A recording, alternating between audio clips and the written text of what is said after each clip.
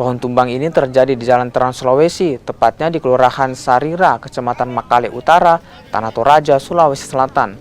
Akibat pohon tumbang, akses jalan menuju Kabupaten Tanah Toraja ke Toraja Utara alami kemacetan panjang.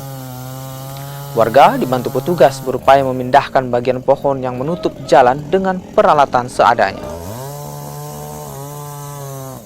Telah terjadi pohon tumbang di Rantelemo, Jalan Poros, Makale, Rantepao, Kabupaten Tanah Toraja. Berkat bantuan masyarakat dan TNI Polri, maka kami dapat bersama-sama menyingkirkan pohon yang tumbang dengan alat seadanya. Jadi saat ini kondisi jalan sudah lancar? Saat ini kondisi jalan sudah lancar, jalan sudah bisa dilewati kendaraan, walaupun dengan macet karena banyaknya kendaraan yang menumpuk.